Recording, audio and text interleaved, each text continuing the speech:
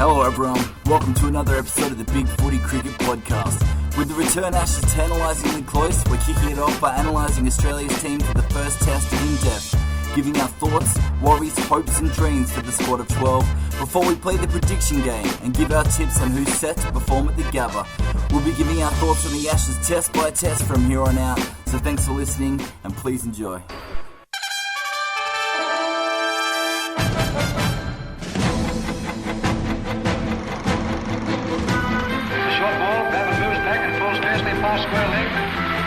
So this is cricket. Victory to the Australians by 8 wickets. He's done it! He's done it! The last ball, can you believe that? Should we introduce ourselves first? Yep, I'm PTizzle, specialist fielder from Melbourne.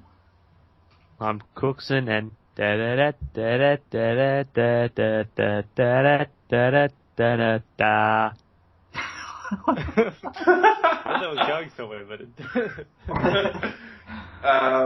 I'm Kyptastic, professional couch surfer. And I'm Torz from WA. Alright, so Kyptastic's going to introduce the squad. There's no real surprises in it, but we'll just run through it anyway. Okay, so the squad for the first test, beginning on the 21st of November 2013 against the English, is in what we suspect to be the batting order. Chris Rogers, David Warner, Shane Watson, Michael Clark as captain, Steve Smith, George Bailey will be making his debut, you'd think, Brad Haddon, wicketkeeper and vice-captain, Mitchell Johnson returning to the test team, Peter Siddle, Ryan Harris, Nathan Lyon, and James Faulkner. As Peter says, no real surprises there. Bailey's been telegraphed for a while. No one in the Shields really screamed pick me as a batsman, although there have been some good performances. And again, along the same lines, Mitchell Johnson sort of been telegraphed for a while that was going to happen. His form, Mitchell Johnson, I know we'll get to him later, but it almost seemed premeditated because his form probably hasn't warranted the selection. I mean, it was expected, but I don't think he was bowling as viciously recently as he had been. I think he got 2 for 88 and 3 for 87 in the Shield, which is pretty reasonable, but not the kind of thing that screams pick me. He could be holding back, as what Cricket Australia have done to all it's pretty much Johnson, Harris and Siddle just hold back and just Don't go think Johnson nuts knows on the first how or to it could be just he put the WA colours on and all of a sudden became terrible. That happens to a lot of cricketers. Yeah. Only Sir Hilton Cartwright seems to be able to resist it. So we'll run through batting order-wise, probably the easiest way to do it. We'll start with Chris Rogers. In the year 1987, NASA launched the last of America's deep space probes. Aboard this compact starship, a lone astronaut, Captain William Buck Rogers, was to experience cosmic forces beyond all comprehension. So first came off the rank, Chris Rogers, veteran of 6 tests, average of 35, a high score of 110, 100 to 50s. Played all 5 games of the last Ashes series after making his debut back in 2008. And it's quickly become one of the most stable parts of the batting lineup almost. It's almost as important as Clark in the minds of a lot of people. Torz has given he's a former Western Australian. What's your opinion of Chris Rogers? Well, I'm not sure how long he'll be in the side for because he's sort of a placeholder for this series and maybe a couple more afterwards. But I mean, he's gone. I mean, whether or not it's a indication of where the team's at, but he's gone to probably in the top 3 batsmen that you can rely on in the top in the batting order. Which he should have played a lot more tests over his career. He just happened to go through that patch where many good batsmen in first class cricket missed out on more opportunities just because the team was so strong. But it's good to finally see him get his chance and show everyone what he can do. Yeah, it's good he's actually grabbed it too with both hands. I mean, he hasn't come and disappointed. He's actually sort of realised, this is my real shot. And, he took it in England. He was impressive. And, he actually, he's interesting because a lot of people see him as a bit of a, stodgy kind of slow player. But he went along at a bit of a brisk pace in a couple of his innings in England. So I really like the way trying to not Luke Darcy it. I just like the way he plays. Got a lot of respect, or? Yeah. Just but on that, I mean, he's he seems very safe, but just in England, he seemed to get out sometimes in very silly ways. And definitely in that first test against Swan, he hit that full toss straight to mid-wicket, and you just thought, that's such a silly way for such a safe batsman to go out. He missed the full toss as well, that hit him in the thigh guard and would have missed the stumps actually, but yeah, that should have been belted. And even looking at his 100 that he made in the fourth test, I was watching the highlights. There was a lot of really streaky looking shots and a few missed shots against Swan. So that's a bit of concern. Maybe getting that first 100 will just calm him down. And I just have that little niggle in the back of the mind. He's not as safe as he's portrayed to be. As I said, he plays the paces very well, which is reliable, but it's just he needs to find out how to face Swan. He doesn't move on the crease at all, so he needs to either start moving on the crease or just starts doing what Matthew Hayden did and just sweep. I mean, he just needs to move around a bit more. I agree with that. He does need to. I mean, using a feed against spinners is, sort of one of the most basic rules against spin. And he does seem to not do it and get trapped a bit. I mean, Swan is pretty deceptive with flight and stuff, but hopefully in Australia, Swan will be less effective, and therefore, hypothetically, Rogers will be more effective, especially after having a bit of experience against the English recently. But that's all hypothetical. What do people think of the idea that Rogers is actually more effective in English conditions? He's played well since he's been back in Australia in the Shield. He's made some pretty good scores, hasn't looked like he's gone down anymore in first class, but there have been a few people actually raising the thing. They're a little concerned that he might actually be better suited to English conditions. I think it's a bit of waffle, probably off his outstanding county season compared to his Shield results, but it might be something worth discussing. I think it's just a hypothetical until we see some performances in Australian conditions. He's obviously batted here for so long now that he knows the conditions all around Australia, so that shouldn't be an issue. He knows English bowlers. I don't really see it as a major concern. I think it's just people looking for something to discuss, honestly. Yeah. I think where I see his weaknesses being in Australian conditions would be probably the SCG and Adelaide Oval on days 4 and 5. I mean, because the gab is going to be bouncy, the whacker is going to be the whacker, and he's played craplet cricket on the MCG, so it's not that big of a deal, to be honest. It's certainly not something I'm worried about personally, just something people have brought up. Like I said, I think it's a bit of waffle, but yeah. Well, I think that's about all you can really say about Rogers. He's sort of Mr. Reliable, but not really reliable. But he's made runs, and all we can do is hope that he keeps doing that. And like Kip said, he's probably one of the first picked at the moment, so he's certainly doing his job, at least for the time being, in what you'd imagine would be his second and final Ashes series.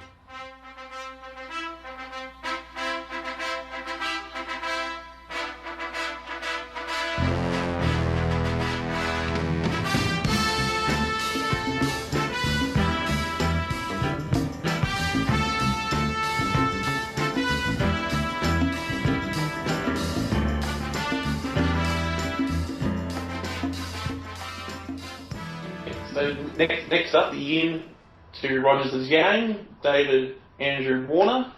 Has played 22 tests with an average of 36, high score of 180 with 300s and 850s. Hopefully he can get through this series without punching an English player, unless it's Kevin Peterson. I'd rather say Stuart Broad. Or would that be violence against women? Yeah. I mean, he couldn't have done much more coming back to Australia and just smashing 100 after 100 in the Roby Cup, and now he's got one in early on in the Sheffield Shield. So if there was any debate on whether his spot was under threat, he sort of put that to rest for at least the first couple of games. I probably see him as being quite important as, well, if he bats well and he can take the game away from the English very quickly. I mean, he could also drop the head of Anderson and, well, all those, because, I mean, Anderson's had, out of 3 tours here, he's had 1 decent tour, and that was when it was a wet summer, so we need Warner to just destroy Anderson's confidence very quickly and get Cook on a defensive as quick as possible, which, knowing him, is very easy, so... One gentle push to the colours away. Yeah, he just needs to get everyone back on the offside fence. pretty much. He needs to bat attacking, but not overly attacking. Kind of the middle ground, shall we say, which hopefully he can do. And I mean, I do see his bowling being important at times because we just know what I think his bowling's sort of a bit obsolete now with Smith in the side. He's probably a better bowler, but pretty much offers the same thing. I did like watching him bowl though. He can bowl a wicket-taking delivery, but I can't see him being used. Yeah, I can't see him. He is fun to watch. I can't see him being used at all in this series. Yeah. Well, he also has the fielding too, which is he's our best fielder, and there's probably not denying that. I mean, the only ones close is probably Johnson and Smith. So there's that, and a very handy fielding lineup, and Warner definitely is at the top of that list. He's definitely got the potential to do a Michael Slater and just take the series away from England in that first session. And if he can hit the ground running, there's almost no stopping him, to be honest. What do you guys think of the concept that got brought up during the Shield? I think it was Brad Haddon who said, just get to 20 as quickly as you can and then think about playing a test match. Seems to have sort of, I think, don't quote me, it was Brad Haddon, I'll double check.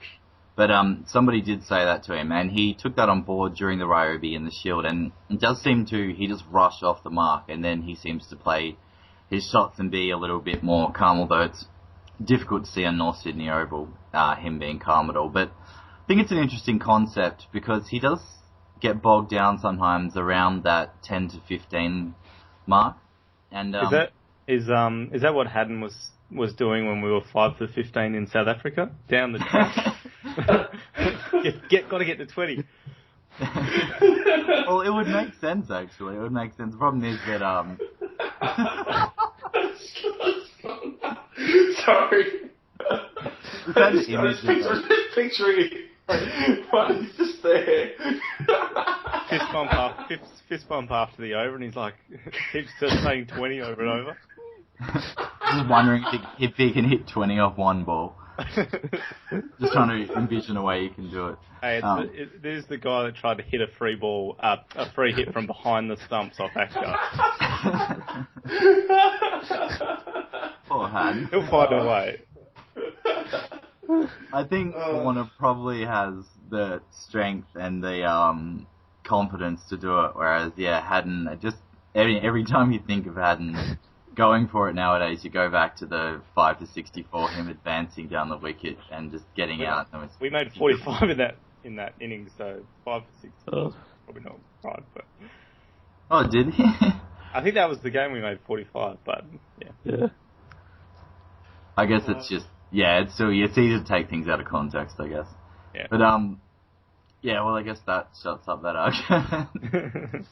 Next up is the forever described as talented but unfulfilled talent of Shane Watson, who is now not such a young 32 years of age. 46 test matches, high score of 176 with an average of 36, 300s and 20 50s. PTizzle, as resident Queenslander on this panel, or the closest thing we've got to. Firstly, is Shane Watson a true Queenslander now he plays for New South Wales? And secondly, will this finally be the series that Shane Watson can actually dominate? Sorry, were you asking me that? Yeah. Yes. No, I got a bit taken aback by how many 50s. I always forget how ridiculous that stat is. I think Shane Watson will hit a century at some point in this series, but I have absolutely no faith that he will provide any sort of stability to the batting lineup. So basically, typical Shane Watson. Will it be another fifth test end of series special, or will it be something that defines the series in Brisbane or Adelaide, do you think?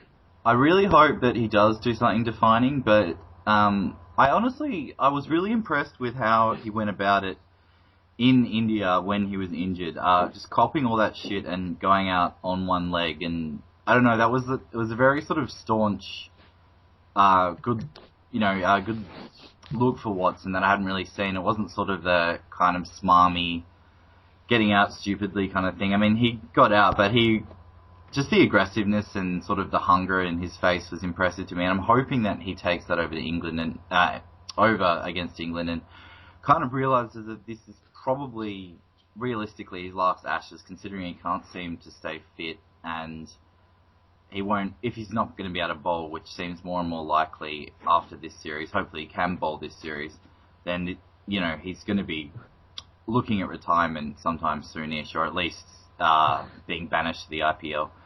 So I really hope it is one of the defining ones, but I have a feeling it may be a 4th or 5th test, sort of scrubby, keep me in the team century.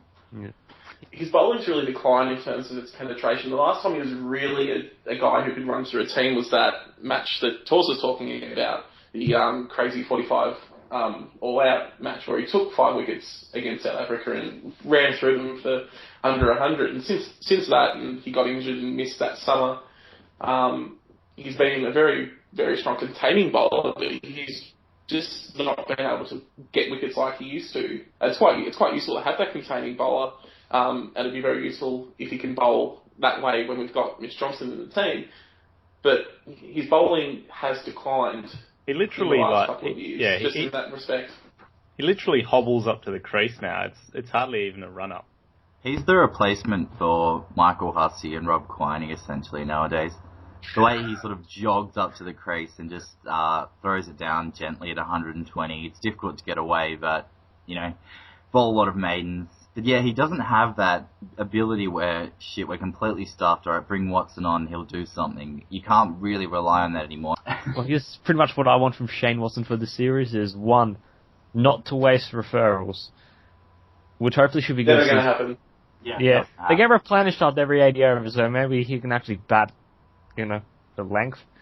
2, for the love of God, when you're in the 90s, get out of them as quick as you possible. And just relax, son. 3. Well, his bowling is quite consistent, so that's probably a good thing. It just lacks the penetration of other bowlers, but he can tie down an end, which is helpful and builds pressure. 4, don't get injured and make us select you as a specialist batsman, because Cricket Australia will do it. Yeah, that too. If not, then just honestly put in James Faulkner. I mean, we're not losing much. I think the prospect of extra referrals is an incentive for him to bat longer. Bat through to that 80 overs so he can use them again. That's the plan. It's like Bull Fleming has a secret stash. Secret stash money saying if you bat this long, Watto, you get this amount of money. These referrals, he's just got them out the back. Just imagine Watto, hiding outside umpires' houses, just fiending for referrals. Yeah, I don't know with Watto. It's sort of, I wonder if it's, I guess it is ego. Surely he's not dumb enough to just continually do it. He is. Yeah, well, but I sort of think that is it part stupidity and part arrogance? Is it just heat of the moment? I guess because he doesn't think he's out, and it's probably, again, with a bit of a spat with Michael Clark, and he could be a bit of a loner in the dressing room. To be fair, he's not the only one in Australia. The Australian team is bad at referrals. Brad Haddon should not be allowed near a referral, either as a batsman or as a keeper. Luckily for him as a batsman, Shane Watson's usually used them all up. He's always had a chance. But in the field, oh god, it's just a shock as he taught Clark into. Well, I think Clark needed much persuasion on a couple of them. To be fair. Have any of you guys kept before, in grade or anything? Yeah, I've kept once. Not since under 15s.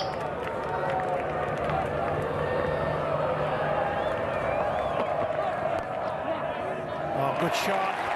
Makes the shackles at the park. They're fast between the wickets. They pick up 3. Over bowled. 4 for 128. Oh, in fact, can you believe that? Can you believe that? Unbelievable.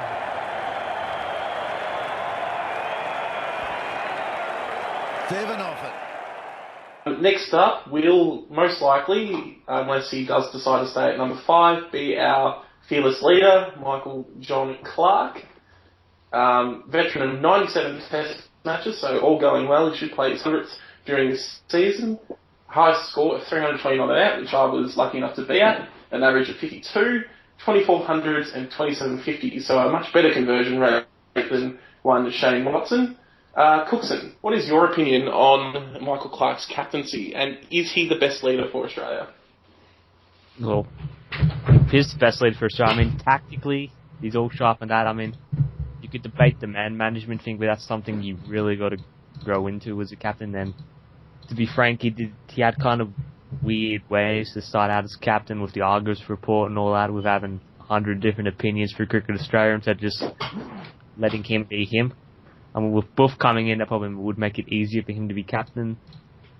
But, yeah, tactics, he's ace on that. Like, we all know how good Michael Clarke is tactically, and how he'll try pretty much anything to get a wicket, which is an admirable trait. But he's probably he must play well for us to win the Ashes. He's got to score at least over 500 runs. I mean, realistically, that's how I see it. And he's got to, if Cook, Trott, and all that depth batting it slow and grinding a day, he's going to have to pretty much pull a wicket out of his arse, or just do something as captain. So, without a doubt, he is the key man for us. I think his direction of the bowlers is going to be really, really important, just tactically, especially Nathan Lyon, who we'll get to a bit more later on. But I just worry that the amount of pressure he puts on Lyon to bowl defensively is really detrimental, and we really need to rub that out this series, because the spinner should be the one who comes in and is able to dislodge blokes like Cook when they're really, really bogged in. But yeah, obviously Clarke's the most important batsman, like you said, and if he doesn't play well, we don't win. It's as simple as that. And it's not really much more you can say about Clarke. I mean, it's all been done to death, and we know how important it is, and we're all just sort of holding our breath as a nation that he's in form and his back holds up and he doesn't, have a flare up. Yeah, and then we're just really in trouble. If we miss Clarke, you just don't see how we can win. That's just the main thing. And it's very hard to say that as an Australian fan when you grew up and you watch those teams of the late 90s and the 2000s. You had 3 or 4 guys you knew were capable of doing that on a consistent basis, and now you've just got the one, and it is very difficult for him, I'd imagine, to have that pressure on him. Hopefully he can rise to the occasion. This could be the series that establishes Michael Clarke as a great, and when I say great, I mean top five great player. He's undoubtedly a great batsman in Australian history. He's probably not in that upper echelon, like that real top tier that people are always going to be talking about. But this series could be the making of him as that kind of batsman. We need a summer of Clarke, pretty much. There's a saying in basketball, like the NBA, that the champagne bath washes away a multitude of sins, saying that if you win a championship, then all is forgiven, essentially. And I think if Clarke manages to bring home the Ashes, we're going to see a lot less complaining about him. And like you said, it could really establish himself as one of the Australian greats. And certainly his captaincy is one of the things holding that back, just his record as a captain, not so much how he goes about things, because that's been discussed to death. Clarke always says he doesn't want to be defined by the Ashes results, but at the end of the day, he always is going to be. So now's the time to, get your best performance out of yourself. So hopefully he does this summer. The moment and the last couple of hours clearly belonging to this young talent from Australia. Steve Smith with a belligerent innings. He's got ticker, he's got talent, he's gutsy, and what a knock. So the crowd stand to Steve Smith. Tremendous entertainment, tremendous skill, great enthusiasm. Moving on to the youngest batsman in the Australian lineup, who's probably batting at 5, although personally I think he should be batting at 6, but that's just me, is Stephen Peter Devereux Smith. He's played 12 test matches, an average of 34.77 with a high score of 138 not out, 105 50s to go with 8 wickets with the best bowling of 3 for 18. Torz, can we expect much from Smith? Could we expect him to perform much better than he did in the Ashes over in England? Or is what he did over there going to be enough for us? Just for him to repeat that. Probably not enough. He's sort of looking at the stats. He had a lot more single-figure scores in second innings. He sort of had his couple of good scores in first innings. But similar to Warner, like I was saying before, he's come back to Australia and hit the ground running. His last four scores, have been 69 today, 107, 42 and 63. So that's the sort of consistency. I mean, if we get in the Ashes, that's just going to make us such a better side. To be fair, he's done that against probably three of the best bowling attacks in Australia, in Tasmania, Victoria and Queensland today, although Queensland didn't have Harris, so that's a bit not quite as impressive, but definitely there. Yeah, I'm really impressed by what's happened to Steve Smith. As an international cricketer over the last 9 months, he came from far back. If you look at his stats from last season, they're solid. And if you knew the type of batsman he was, you knew he played spin well, and that's why they picked him in that India squad.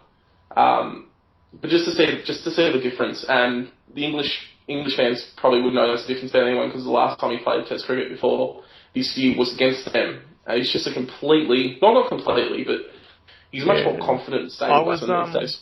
Yeah, I mean, he's never going to be that perfect orthodox batsman like a Khawaja that I don't think they'll ever get him to that stage. He's always going to have a bit of unorthodox technique about him. But I was watching the other day a video of him from 5 or 6 years ago in, I think it was Roby Cup. And wow, has his technique come a long way. It was one of the loosest techniques I've ever seen. He just sort of threw himself at the ball. It wasn't really much method to the madness, really. So I think, I mean, he's shown that he's got a ability to learn and improve his game, so I can't see why he can't get even better. Yeah, but here's my thing, though, about Smith. If Smith will probably be our second best batsman in this series after Clark, like, I'm backing him to get 2 centuries. I mean, he's unorthodox, ungainly, looks dopey as hell when he bats, but he's probably I see him be similar to Steve Waugh in that he's a fighter. He'll just do something, and he brings a lot of the energy to the team and poise, and he is our second best player at spin. There's no denying that. I mean, just some of the shots he did against Swan in England was just magnificent. I think, did he hit the 6? Yeah, just straight drive over his head. That was off trot, though, the 6 to make his 100. Yeah, that was not sure that much I remember, but yeah, but he is, like, I reckon he has to bat at 6 just to offer some security against the old ball and against Swan, because, again, I'm backing him in to have a great series for us and probably be the X factor in terms of batsmen, more so than Warner, actually. I was going to say that he probably also bats better at the tail because of he's a very good runner, and he's good at rotating the strike, and yeah, I would sort of back him in to sort of perform that almost Hussey role if he's able to stay in. And another thing is that he cops a lot of flack for being a pretty boy and all that. We've heard all that before, but I've always been a big fan of Smith, and he's actually a very gritty batsman, and I don't think people give him enough credit for that. I mean, they have recently started doing that more, but he does knuckle down, and he really is quite gritty. That's right, yeah, that could be 100. It will be for George Bailey. What a way to bring it up. The crowd are on their feet. What a way to score your maiden 100 for Australia with a 6 over wide mid-on. Doing it when the chips are down. A sense of satisfaction like no other. Yeah, look, he's happy, isn't he? But he takes it in his stride. It's just the job he's done for his country is the most amazing thing about this innings. Coming in at number 6 is the 31-year-old debutant, George John Bailey. Obviously no test matches yet, but has a first-class average of 38 after 97 matches of a high score of 160, 1,400 and 30 50s. Is he the answer, or is he just a stopgap, Torz? I mean, the talk has all been about this battle of number 6, but I wouldn't be at all surprised if he showed up at number 4 in the first test, just so that Clark can go back to his favoured spot at number 5, and Smith's more down the order to bat with the tail and face more of Swan.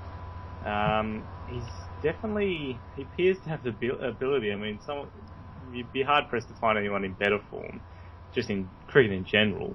Whether or not that translates over to red ball cricket, which seems to be the hot term at the moment, it remains to be seen. I think he scored 30 odd in his first class game back. But did anyone see how he batted?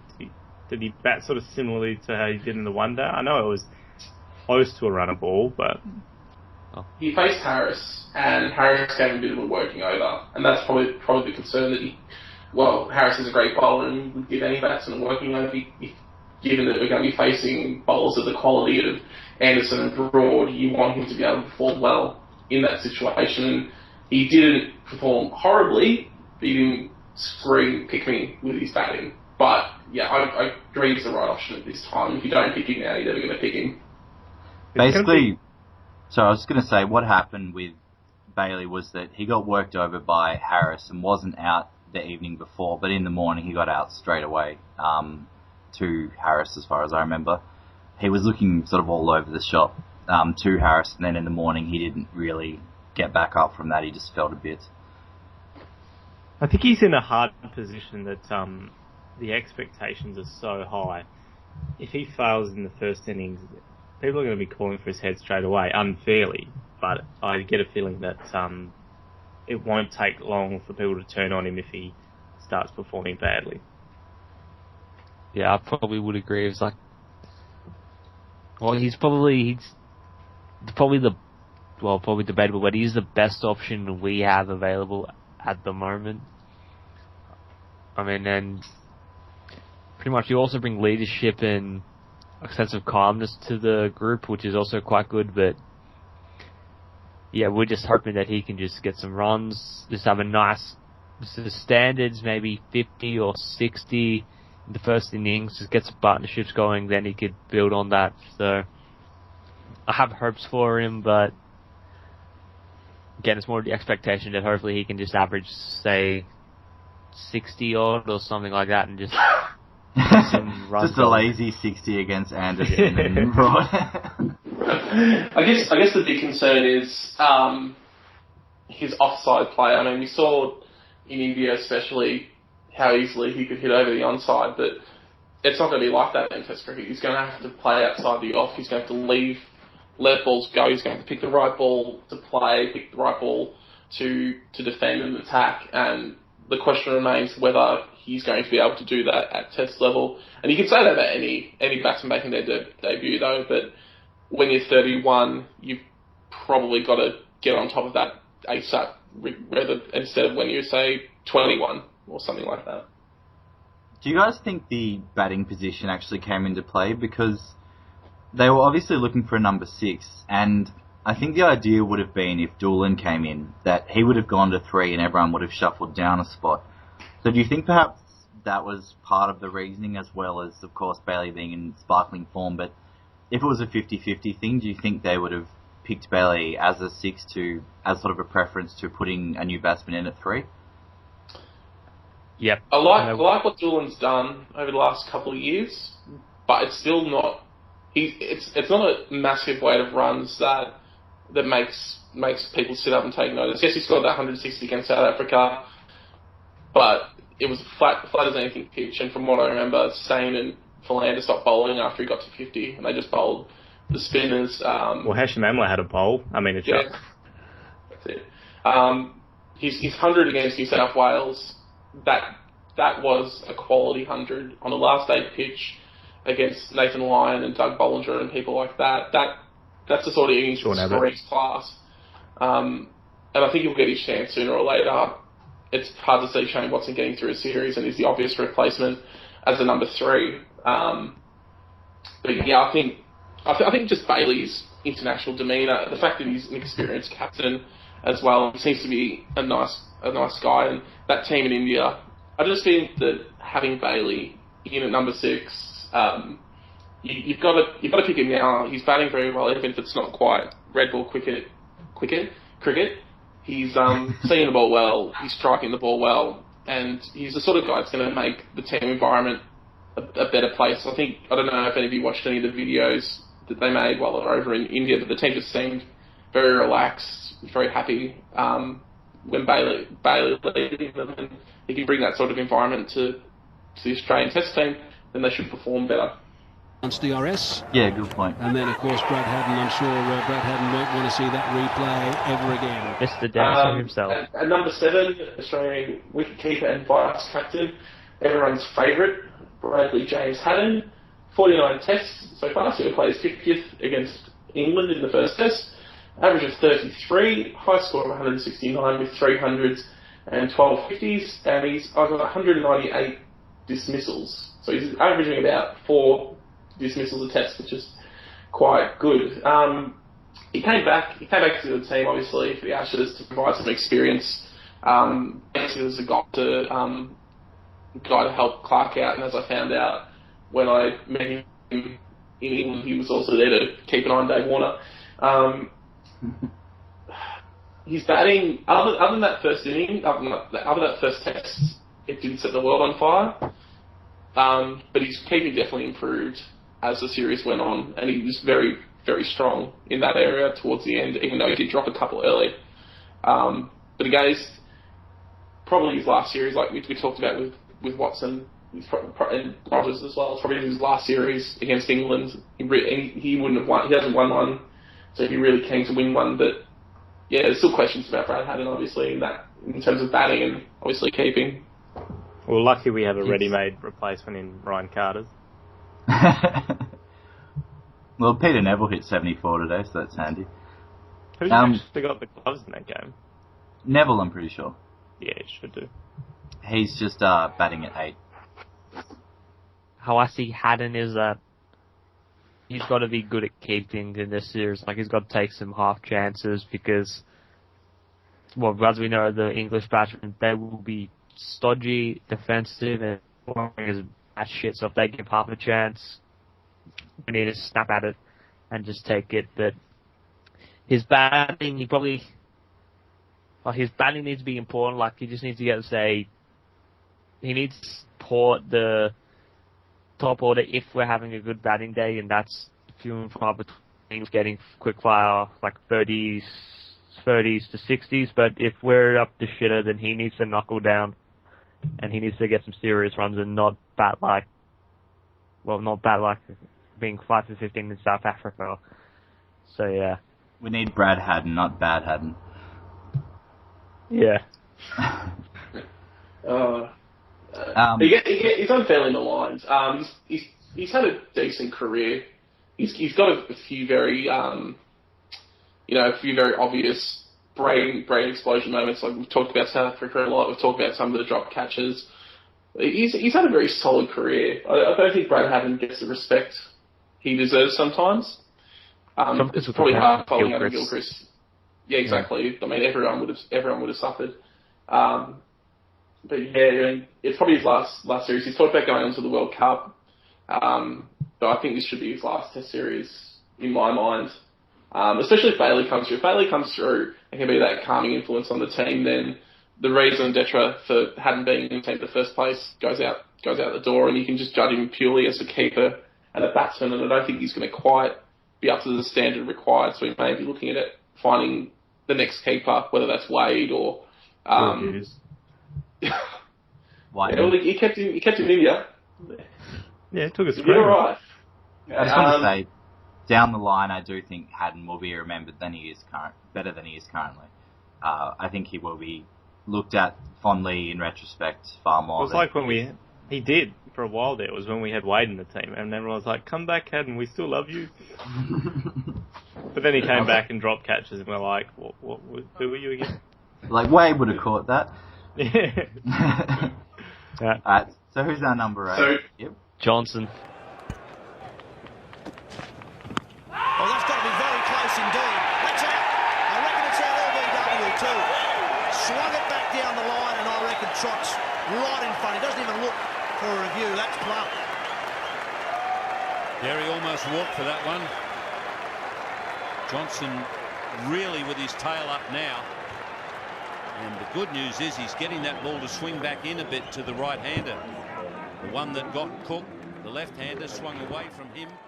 Next up is the most inconsistent man in Australia, Mitchell Johnson.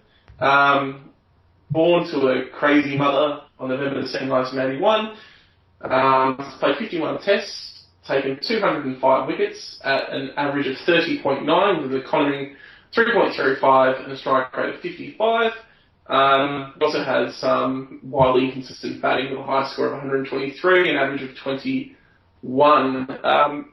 Cooksen, is this a desperation move from the selectors? Is Mitchell Johnson the last hope for Australia to win the Ashes, or do you see it more as a good selection based on good form and confidence that he'll be able to perform?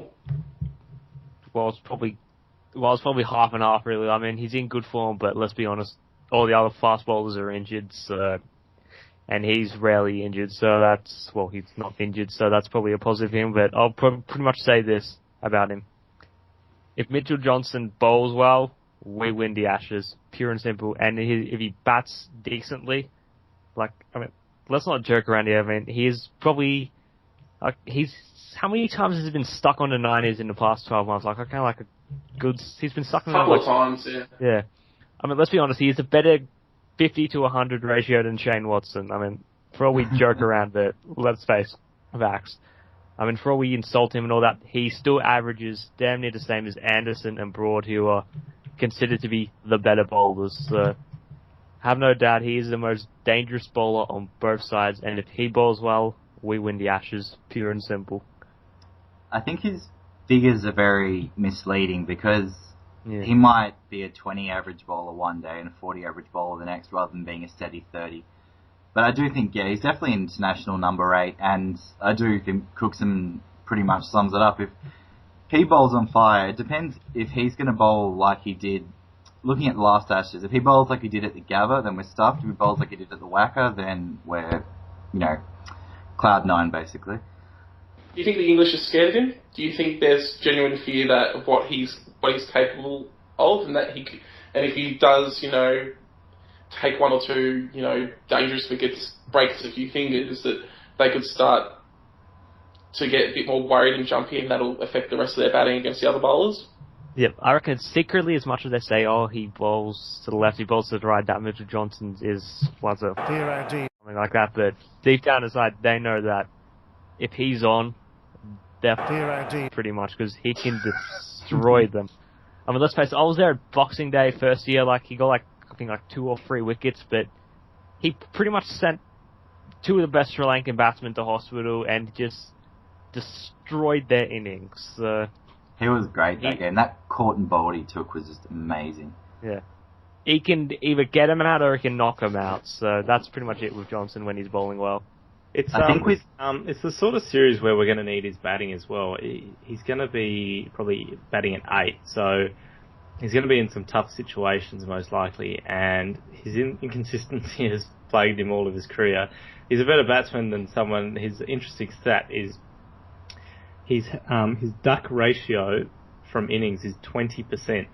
So I think that's far too regular getting out, and that's not even including single figure scores. So that's pretty amazing when he averages 20 something for a number 8, that he has 1 in 5 times he gets out for a duck.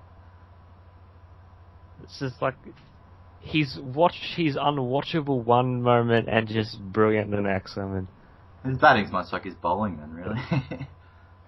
So number 9 in the Australian squad is Ryan Rhino Harris, veteran of 16 tests and 5 or 6 knee injuries.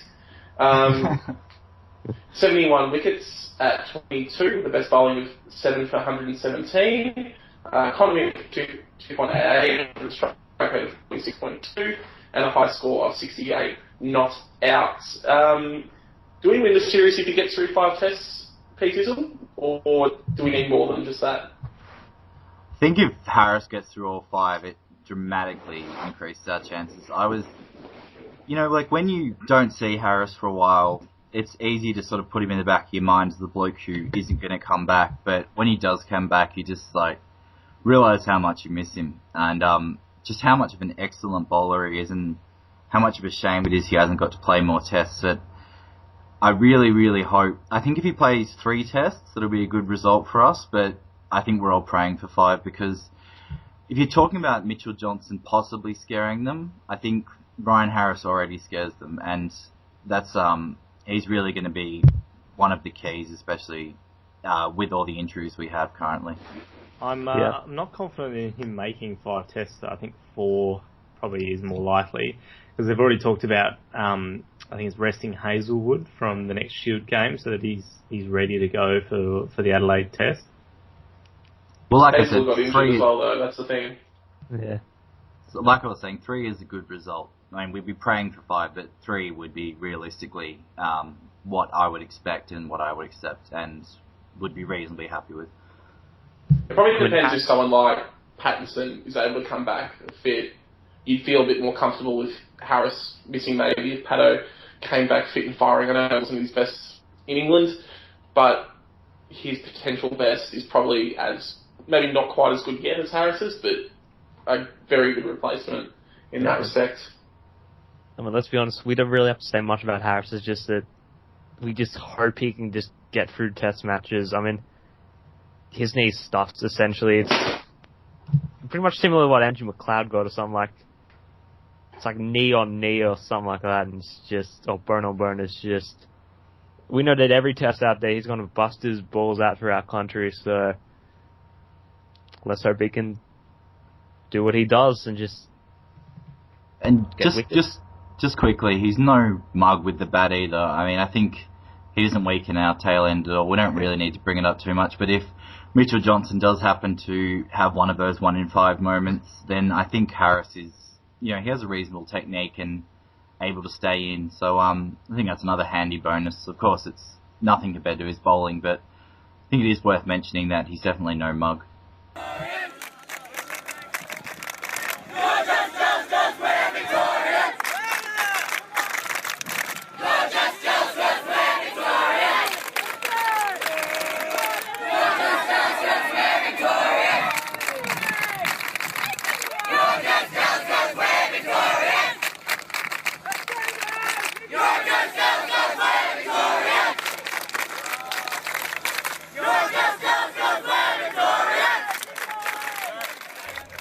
So, number 10, the vegan woodchopper from Maul in Victoria. And as we all know, Vic's do it better. Peter Siddle, veteran of 46 test matches, 167 wickets at 29, with an economy of 2.98 and a strike rate of 58. Has also improved his batting, high score of 51 and 250s in that last game in India. It felt like before every series, the last few, people have questioned Peter Siddle's place, and he's always managed to prove them wrong to an extent. But is it a concern that his last 2 matches against England fails to produce that many wickets Torz? Is that a concern that he runs out of steam as the series progresses? I don't know if he necessarily runs out of steam. He definitely gives a lot in those first couple of games. I don't know if he gets worked out a bit, but he'll always run in hard, and you'll hear big heart and all these phrases all throughout. Have a drinking game. Yeah. I don't know if he does look like he loses a bit of pace as the series goes on. I mean, even in that last Australian Ashes, he had to have a game off because he was just so spent from trying to win the game. So whether or not he's going to need a rest as well at some stage in the series. Well, when you've got injury-prone Ryan Harris, Shane Watson might not bowl, and Mitchell Johnson, can be erratic. There's a very real possibility he could bowl a lot of overs, and he could have to revert back to a very, very defensive role where he may not get enough wickets, but he's still performing the role the team expects of him. I mean, Siddle is underestimated by everyone. It's just like he's the glue or duct tape or whatever homemade appliance we use to repair in that lineup. I mean, think of an Australian team without Siddle more so than Clark. I mean, Clark's hold of the batting, but he has done the same to the bowling, and he's done a hell of a lot more duress than Clark. I mean, Clark has had the back injuries, he's gotten some games off, but Siddle has pretty much played... I mean, he's only skipped 1 test match, I think, in the last couple of years, and that was against... South Africa. When he tried winning the game off his own back because Hilfenhaus and Lyon were about as penetrating as, I don't know. There's been so many I'm series just trying to break recently. Sorry, there's been so many series recently where, even just on the BigFooty thread, he might start poorly and go for a few boundaries, and then the haters start coming out, which is quite a few. The right on poo thread gets bumped. Yeah, exactly. It always comes out as soon as he starts doing bad. He's the sort of guy that he can go from having a really bad spell and then just take 3 quick wickets. Like, he just finds something. He's on his. Yeah. Sorry. Well, he's also probably one of our best players to spin too, which is quite sad, I guess. But Yeah, he's pretty good at it. Well, it's kind of really sad in a really funny way. You just have to laugh about it. Just going to say quickly on a technical level for Siddle, I think it's just important that he pitches it up and doesn't do any of the short stuff that he doesn't really excel at and had plagued him at sometimes. I think he really needs to borrow a phrase I absolutely hate from one of the idiot brothers, is he needs to get it in the salmon. And I think... we will never refer to salmon ever again on this podcast. It'll be red. Well, I mean, McDermott's back, so hopefully that gets him pushing his length up again, which is what McDermott focused a lot on when he was first coaching. Well, you remember back, even before McDermott was coaching, to that first day in Brisbane, all these wickets were pitched up, and that hat-trick, every ball was, full, making the batsman play, making the batsman drive, and that's when he's at his best. I think he goes back to that short relief when he feels he has to contain these days. I don't think he uses it as much as a weapon as he used to. I think, remember, the Perth Test, this was funny because when they announced the team, they were describing the combination of Johnson, Harris and Siddle, who took 19 wickets in the Perth Test. Well, Johnson and Harris took 18 of those, and Siddle took one bowling round the wicket short stuff at Pryor, who elbowed it onto the stumps. I don't think he uses the short thing as a go-to, unless that's a key plan the whole team's working on. I don't think he uses that short stuff as a plan to get batsmen out, but he uses it more as a containing tool. He's going for wickets, he needs to bowl full, as you say. As it says, pretty much that. Well, I just have one dream, because I'm going to the Boxing Day test with my brother and a couple of mates. I just want him to get a hat-trick on Boxing Day. If that happens, I just want that to happen so bad more than anything else. Like, I would rather have that than a St Kilda Premiership right now. We don't have to worry about St Kilda Premiership, so... Yeah, I was going to say, a hat-trick on Boxing Day is far more likely. But still, though, it's just... He needs to have a good series, because if Harris is stuffed and Johnson is erratic and Lyon's ineffective, then... Yeah, he's going to be doing a lot of work. Yeah. Alright, so move on to our incumbent spinner. Yeah, now, this is very interesting.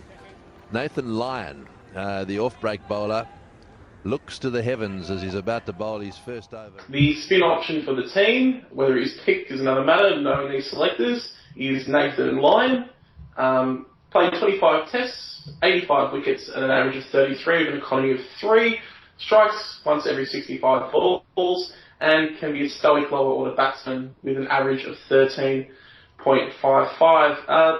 PTizzle, will he play out the series, or will they pull another random spinner out of the hat to replace him when Caden Peterson hits him for 6 one time? If we are playing poorly, I'm almost certain Lyon will be one of the first to go. I would almost go as far to say that they would drop Lyon before they drop a batsman, unless Bailey makes a pair or something. He's just such a scapegoat, and they've got Imran Tahir Mark II waiting in the wings. So they're really, I just don't think that Lyon will play out the series. I really hope he does, because at his age, and I do think he's actually working on his bowling technique and trying to slow it down, not trying to get it in at 92 k's an hour. Like I was going to say before, in the Adelaide test, seems like he was trying to break the world record for the over rate rather than trying to take wickets. And it's just very important that Clark tells him to slow it down and toss it up and, like we've spoken about before, be that attacking spinner that he was in the Big Bash that we know he can be. And I think we'll see, a more dangerous Lyon and a very effective member of our team. I think you have to remember he is only 25. When Graham Swan was 25, he was out bush playing county cricket. He couldn't even get a game. He was struggling to get a game for his county most of the time. He's got a lot of time on his hands to become a better bowler. And spin bowlers, as we know, they get a lot better with age, and as they go on. So there's a lot of potential there for him to do that and to become a Graham Swan like bowler in that respect.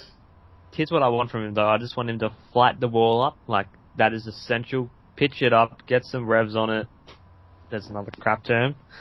But, yeah, he just needs to spin it, get it ripping, and just have faith in himself. I mean, he seems kind of shy in demeanour, like he lacks confidence in himself at times, but... I think he's ordered to do that, to be honest. I think that is on Clark's orders to be defensive and hold up an end. Yeah. That's just my personal opinion. I obviously can't prove that, but Torz can probably, he's brought it up before that he came in as sort of this attacking guy in the Big Bash League. But yeah, pretty much he just needs to flight it and just... I reckon also this might be a touch off topic, but we need to bowl effectively in partnerships. Like, say we have Johnson bowling at one end, then the guy at the other end needs to bowl a bit more closed in, have more defensive bowling but to attacking fields. It's coined from Shane Warne. But say if you have Harris or Siddle going, then Lyon needs to start ripping it, because Siddle and Harris, they will contain runs.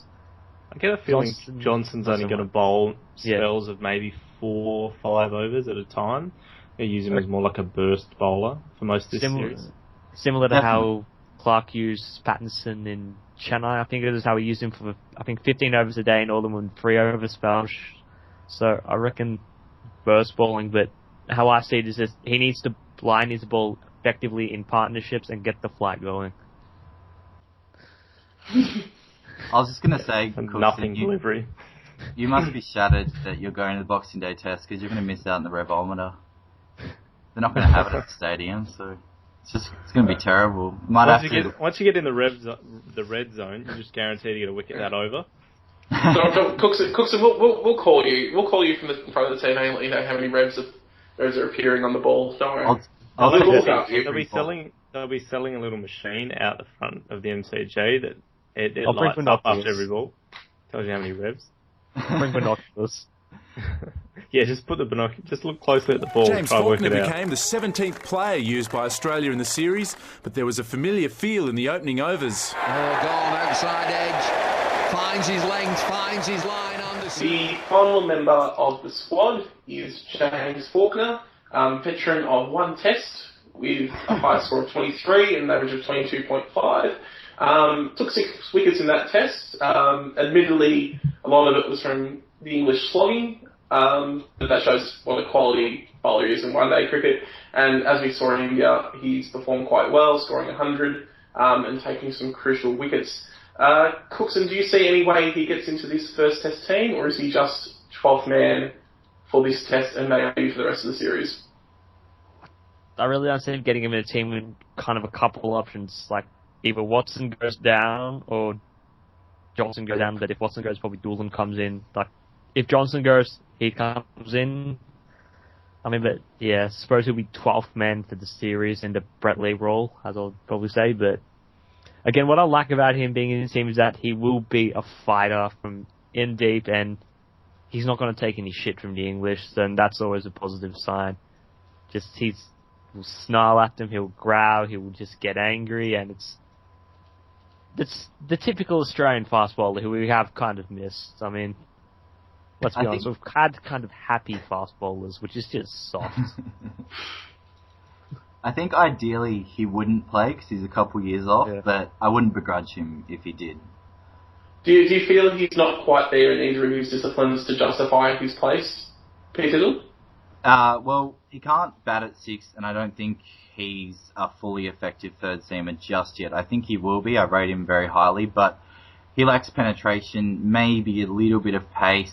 He's got a good little bag of tricks, but, bag of tricks, you don't really bring out the slower ball and the cutters too much in tests. So, I just think he needs a couple more years just to continue playing his craft. But it's really good experience for him to be around the side, and I'm happy he's around the side. I just I think ideally in a perfect world he wouldn't be playing in this series, but I wouldn't be surprised if he did get a game somewhere. I think it is pace. He needs to find a way, whether or not he works with the coaches or something, to swing the ball a lot, because it's something he doesn't really do. He's fairly up and down. He might bowl cutters, but his seam position's pretty bad for the most part. He bowls a lot of slow balls. So in Test cricket, I mean, if he can find a way to keep the seam upright and maybe swing it back in, I mean, he tends to get more away, I guess, across the right-hander. But I mean, that gives him a much better chance of getting a game if he can move the ball through the air. Like, it's pretty much exactly what you said, Torz. If it would be acceptable if he bowled at 145, but because he doesn't, and he can't use his 2020/1-day tricks in tests, that he really does need to work with a swing coach and actually, get the ball moving, preferably both ways. But just have a real test trick up his sleeve where he can actually come in and not just be 130. See if it works, and you have the ridiculous followed by the sublime here. Okay. For all the talk about the makeup of the squad, there's not really anyone you can say is hard done by. None of the batsmen who went to England and were dropped during that series, such as Cow and Khawaja and Hughes, have come back and made big runs in first-class cricket so far. Admittedly, the washout of the basic washout of the Australia game didn't help Khawaja's cause after a quite solid Roby Cup. Some players have been performing well. Silk's got 100, but I think we can all agree he's a couple of years off. North is batting quite well, and Thorne along with Justin Langer is promoting him back into the Test team, although I don't quite see it happening. There's obviously the talk of Ahmed after his sixer against WA, but I think all that talk subsided after he failed to impress against New South Wales. Do you see someone do you think his failure to do anything of note against New South Wales will mean that he won't be picked at all during his Ashes tours, or do you still think the mystery of a leg spinner and the romance will encourage the selectors to look at him if Lyon doesn't conform to their standard? He'll definitely be around the mark. I think he's going to be in the thoughts or the back of the selectors' minds for this whole series. I mean, you're not going to play good every game. He got 6 in 1. I don't know how he bowled in that game against New South Wales, but he was bowling for a lot better players in Clark and Smith of spin. Can I just interject? Because I just saw that a bit. Basically, started off terribly, and then they opted to use White instead of Ahmed, and he came back later on and didn't really impress. Yeah, his first sort of spell in both games has been poor, and then in the first game he came back and bowled a much better spell to sort of WA's middle lower order, which admittedly wasn't that strong in that game, but so I mean, if he can wipe out some of those really bad balls in the first couple of overs, then but it shows, I suppose, that he doesn't completely drop his head, which means that he's never completely out of the game. He lives the life of a leg spinner. Yeah, pretty much. Yeah. So, do we have any predictions for the series? Who's going to be top scorer? Who's going to take the most wickets out of that squad in that first match? Just the first match. Okay, so just to finish off tonight, just a small prediction for the first test. Who do you believe will be the top scorer for Australia, and who will be the best bowler, starting with you, Cooksen? I'm probably going to lead to PTizzle being the best bowler, and best batsman I'm going for Steve Smith. He'll have a man-of-the-match performance and score 150. Torz? Okay, I reckon it'll be Harris will start off really well, and Rogers as well will probably make a big 100. PTizzle? I'm going to go with Nathan Lyon, and just think he'll have a lot to prove, and I am going to be really boring and say Clark's going to come back and, yeah. I see one other thing happening. That's Stuart Broad getting a hell of a reception. Yeah. That's hardly a prediction when it's guaranteed. Yeah. As for me, I'm going to complete the the quaddie for the bowlers, I'm going to go with Mitchell Johnson to rough up a few of the Englishmen and get a few wickets. And as a batsman, I'm going to back Steve Smith in. I think he's in really good form. He knows the English bowlers now. He's in home conditions. I think he's going to score well. All aboard the Smitty train. Yep. I would just love it if people just couldn't post that picture of him in a pink shirt anymore. It's manly. Pink is a manly colour. It proves he's secure in he himself. doesn't know how to use whites with colours. Yeah, it he is plays the for hat. Sydney Sixers, so that's his cover, isn't it? Yeah, it's just people use it. It's the hat, like Kit said. It's just sort of hanging off his head. Oh, do you want to do a good night? Read a bedtime story.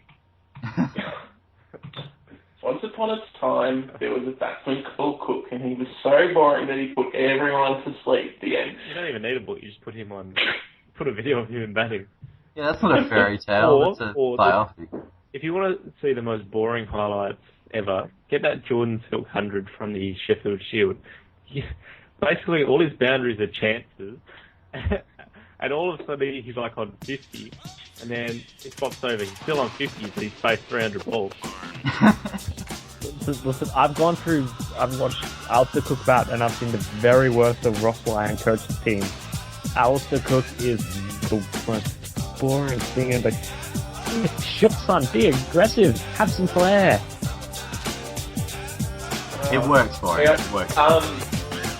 Thanks for listening to us tonight. We'll should be doing a show just prior to the start of the test that we'll talk more about the English squad and maybe more general predictions for the series. We might actually, talk about something other than Australian cricket for a change. Night, guys. Night. Yeah.